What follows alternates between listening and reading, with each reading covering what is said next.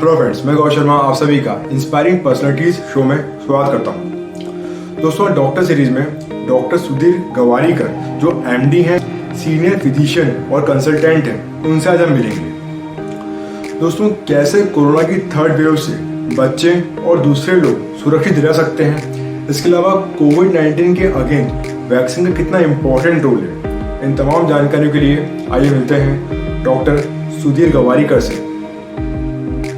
Thank you sir, corona की third wave से कैसे बच्चे सुरक्षित रह सकते हैं? सर, अभी भी लोगों में वैक्सीन के प्रति जागरूकता नहीं हो पाई है, आप क्या कहेंगे? अभी ये दूसरी कोविड की वेव से निपट रहे हैं। ये कोविड की दूसरी वेव ने अपने को सबको झकझोर दिया है। मतलब इतने लोग उसमें पीड़ित हुए हैं, कईयों की जानें गई हैं, और रोज ही पेपर में इसमें ऑक्सीजन, वेंटिलेटर और होने वाले मौतों के आंकड़े अपन देख रहे हैं। ये बड़ी भयावह स्थिति है। अभी हम उसमें से कुछ उभर के आ रहे हैं। एक तथ्य तो ये दिखा है कि अपन जब कोविड को ट्रीटमेंट की बातें करते हैं तो इस वायरस के लिए निपटने के लिए अपने पास बहुत ही सीमित साधन है। थोड़ा सा रेमडेसिविर, थोड़ा सा डेक्सामेथासोन वगैरह वगैरह ऐसी 2-3 दवाइयाँ है। इसके अलावा हमारे पास अभी कोई भी कारगर दवाई उपलब्ध नहीं है कि जो ये कह सकेंगे कि ये कोविड होने पे आप ये दवाई लेने पे 100% ठीक हो पाओगे। तो इस भयावह स्थिति में कोविड से निपटने के लिए एकमात्र चीज जो सामने आई है, यदि आपने वैक्सीन लिया है तो वैक्सीन आपको कोविड से किसी न प्रकार से प्रोटेक्ट करता है, उससे उसकी भयावह कॉम्प्लिकेशन से बचाता है। यह स्थिति सामने आई है। तो अपने को यदि कोविड से मुक्ति पाना है, मतलब पहली बात तो जो है बीमार नहीं होना है। बीमार हो तो उसका अपने शरीर के ऊपर कम असर हो, ये यदि चाहते हैं। और तीसरी सबसे बड़ी बात है कि अपने एक साल से ऊपर हो गया है कि जो आप एक प्रकार से लॉकडाउन और न और किसी न किसी रेस्ट्रिक्शन से गुजर रहे हैं। तो अपने को अपनी लाइफ को, अपने जीवन शैली को नॉर्मल इस पे लाना है, तो हमें एक ही चीज है, वो है वैक्सीनेशन। वैक्सीनेशन ही आपको प्रोटेक्शन करेगा। और वैक्सीनेशन 10 लोगों की बात नहीं कर रहा हूँ। मेरा वैक्सीनेशन होता है तो मेरे को प्रोटेक्शन मिलता है, मगर सोसाइटी में 70% लोग यदि अपन वैक्सीनेट हो जाएंगे तो अपना सोसाइटी नॉर्मल काम कर पाएगी, अन्यथा नहीं। तो दोनों तीनों चीजों के लिए, आपने व्यक्तिगत प्रोटेक्शन के लिए और अपनी सामाजिक गतिविधियां पूर्ववत पटरी पर लाने, दोनों के लिए आपने को जो है वैक्सीनेशन करना बहुत जरूरी है।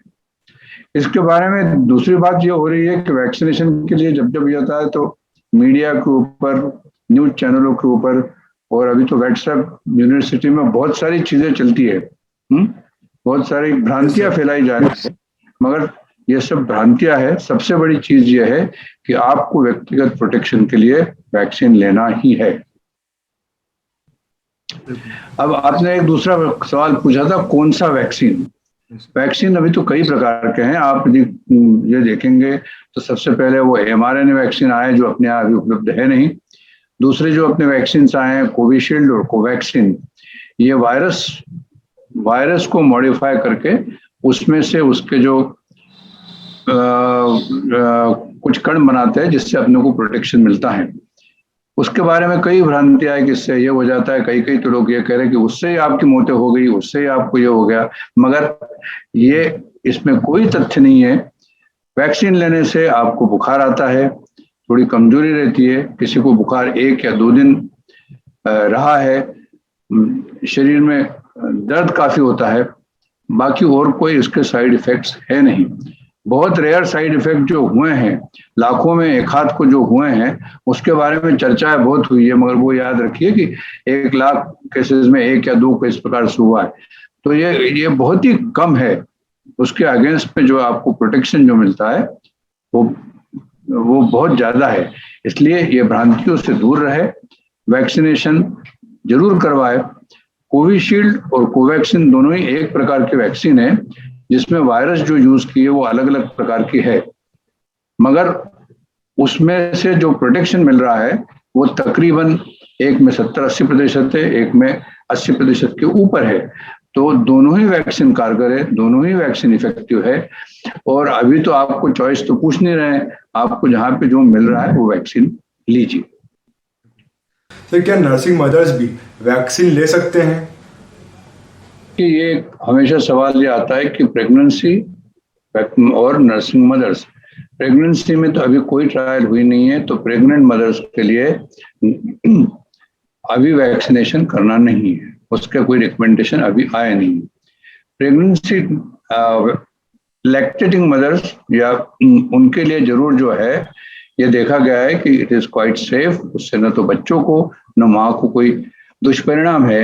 इसलिए लैक्टेटिंग मदर्स को जो माता या अपने बालकों को दूध पिला रही हैं उनको आप वैक्सीनेशन जरूर करवा सकते हैं। Yes sir.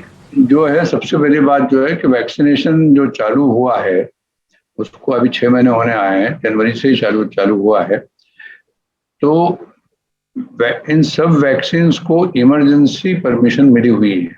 मतलब यह है कि वैक्सीन से प्रोटेक्शन मिल रहा है, ये जान के जल्दी से इसको परमिट किया गया है।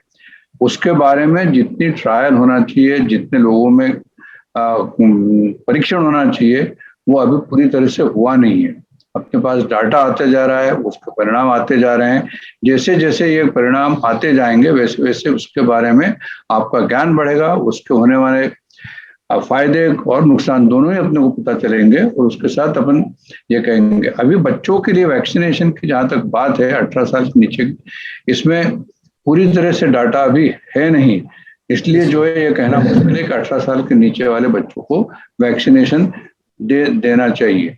मगर यदि आपको सोसाइटी को प्रोटेक्ट करना है, यदि अपने को सबको इसमें से बाहर निकलना है, तो आपके 40 या 50% पॉपुलेशन जो बच्चे हैं 18 साल के नीचे हैं उनको भी अपने को वैक्सीनेट करना ही पड़ेगा, तब जाके अपन इस कोरोना से पूरी तरह से मुक्ति कर पाएंगे। कई ट्रायल्स आ रही हैं जो कह रही है कि वैक्सीनेशन बच्चों में भी 2 साल से ऊपर के बच्चों में भी जो है कारगर है और उससे कोई साइड इफेक्ट्स नहीं है, मगर उसका डाटा अभी आता जा रहा है। और कुछ लोग अब वो बच्चों में भी वैक्सीनेशन के लिए कुछ कंट्रीज ने चालू किया है, मगर अभी सब जगह ये जब तक ये पूरी तरह से डाटा नहीं आता तब तक ये कहना मुश्किल है अभी। और मैं सोचता हूँ कि आने वाले 2-3 महीनों में अपने पास और ट्रायल्स की रिपोर्ट आएंगे और डाटा आएगा, हमारा नॉलेज बढ़ेगा और हम कह पाएंगे कि बच्चों के लिए ये बिल्कुल सेफ है, और 18 साल से नीचे और 2 साल से ऊपर वाले बच्चों को भी वैक्सीनेशन हम कर पाएंगे। वैक्सीनेशन के लिए मैं इतना ही कहूंगा कि पीरियड्स में है या नहीं है उससे कोई खास फर्क है नहीं। आपको यदि बुखार है, खांसी है, बदन दर्द हो रहा है तो आप वैक्सीन नहीं लें। बाकी उसमें कोई कॉन्ट्रा इंडिकेशन है नहीं। कई बार ये मुझसे तो ये रोज पूछ रहे हैं कि मेरे को डायबिटीज है, मेरे को ब्लड प्रेशर है, मैं हार्ट की दवाई लेता हूँ, मैं वैक्सीनेशन लूँ या नहीं लूँ। तो इन सभी को ये कहना है कि यदि आपको डायबिटीज है, यदि आपको ब्लड प्रेशर है, आपको और कोई बीमारियां है, तो यदि आपको कोविड होता है तो आपके ऊपर उसका दुष्परिणाम होने की संभावना काफी ज्यादा है। तो इन पॉपुलेशन में जो डायबिटीज है, हाइपरटेंशन है, हार्ट डिसीज जिनको हुआ है, उन्होंने वैक्सीनेशन जरूर करना चाहिए। उसका कोई उनके हार्ट के ऊपर, डायबिटीज के ऊपर दुष्परिणाम नहीं है। यही है कि जब आपको शुगर बहुत ही ज्यादा है, 400, 500, 600 चल रही है, तो पहले डायबिटीज कंट्रोल करके आप वैक्सीन लगाइए।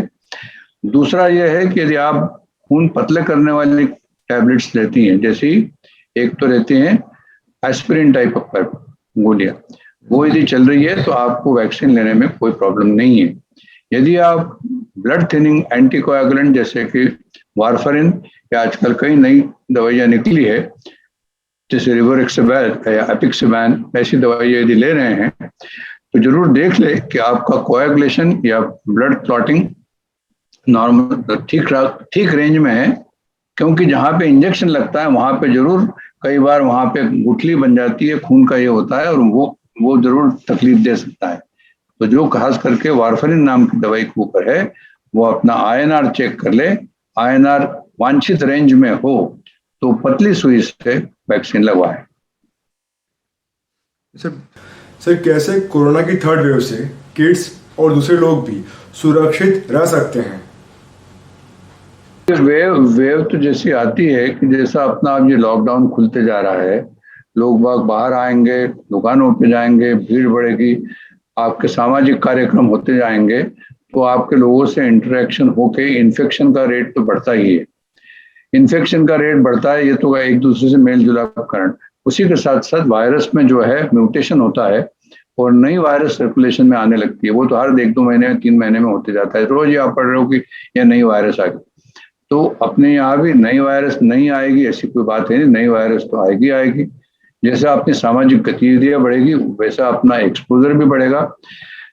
तो इस प्रकार की जो वेव, दूसरी वेव आई, ऐसी वेव आएगी कि थोड़े से नंबर बढ़ेंगे, ये तो अपन टाइम ही बताएगा।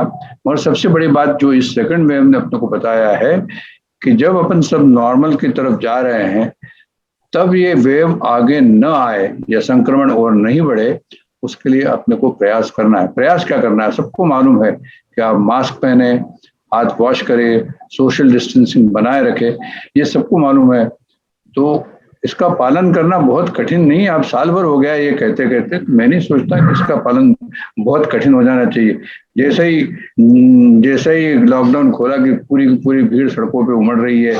हाँ, अभी तो पोहा और इसकी दुकान नहीं चालू हुई है, मगर वो वहां पे भी वही वही हालत हुई। और आप मास्क निकाल के बहुत भीड़ में, झुंड में ये होने वाला है, तो संक्रमण बढ़ने वाला है। अपने को, आपको खुद को ये देखते हुए खुद प्रयास करना है कि जो जो गाइडलाइंस है, सिंपल गाइडलाइंस है, मास्क तो वापरो, मास्क नाक के ऊपर तो रखो, मास्क गले में यहाँ पे लटका के घूमने में कोई फायदा नहीं है। आप आधा यहाँ पे रखते, नाक खुली रखती है, उसमें भी कोई आपको लाभ नहीं है। तो आप मास्क व्यवस्थित रखें, मास्क को रोज धोए, रोज अच्छी तरह से उसको पहने, मुंह पूरा का पूरा ढाके। दूसरों से मिलने जरूर काम करना है, जाना पड़ने वाला है, मगर उसकी दूरी बनाए रखे। 6 फीट की दूरी कोई बहुत ऐसी नहीं है कि जो आप उससे मिल नहीं सकते हैं। 6 फीट की दूरी बनाए रखे, भीड़ में नहीं जाए, कोई जरूरी नहीं है। हाँ, अब इतना सारा जूम मीटिंग हो गई, ये हो गई, आप अपनी संवेदनाएं, बधाई या शुभकामनाएं इसके ऊपर भी दे ही सकते हैं, वो दे ही रहे हैं, तो वो चालू रखे। जरूरी नहीं कि हर जगह मिलना है। ये सर्वसाधारण प्रिकॉशंस यदि आप बराबर रखे, मैं सोचता हूँ कि आपकी ये, आप अपना नॉर्मल काम भी कर पाएंगे और शायद इस प्रकार की भयावह वेव से बच पाएंगे। ये तो होने ही वाला है कि जैसे सब खुलेगा, थोड़े से नंबर भी बढ़ेंगे, थोड़े से केसेस भी आएंगे, मगर यदि आप वैक्सीनेटेड हो और पूरा प्रोटेक्शन लेते हो तो उसके भयावह परिणाम नहीं होंगे, ये मैं सोचता हूँ। और ये होना चाहिए। इस प्रकार की सेकंड वेव नहीं आए कि आपने को जो है बिस्तरों के लिए, आईसीयू के लिए, वेंटिलेटर्स के लिए दौड़ भाग कर रहे हैं और इस प्रकार का स्थिति नहीं पैदा हो। अभी तक तो ये देखा गया है कि बच्चों को संक्रमण तो होता है, संक्रमण नहीं होता है ये बात तो नहीं कहूंगा।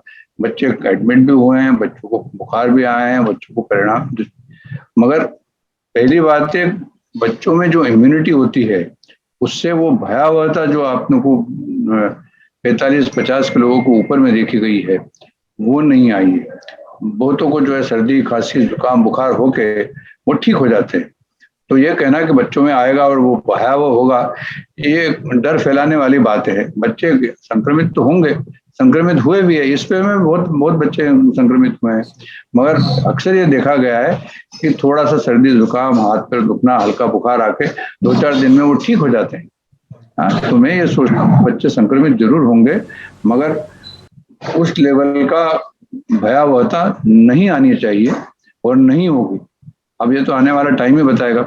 मगर दूसरी बात यह भी है कि बच्चों को आपको प्रोटेक्ट करना है तो उनका भी वैक्सीनेशन अपने को करना पड़ने वाला है। जो अपन जो सा थोड़ी सी डाटा और क्लियर हो जाता है, थोड़ी सी और धुंध हट जाती है, तो बच्चों को भी वैक्सीनेशन अपने को कराना पड़ेगा। मैसेज यही है कि अपने को इस कोविड से निपटना है, नॉर्मल लाइफ लीड करना है, तो वैक्सीनेशन करवाए, भ्रांतियों से दूर रहे, गलत फहमियां दूर रहे, सब लोग वैक्सीनेशन करवाए, शीघ्र अतिशीघ्र करवाए। अभी 18 के ऊपर चालू हो गया है, तो जैसा वैक्सीनेशन अवेलेबल है अतिशीघ्र अपना वैक्सीनेशन करवा ले।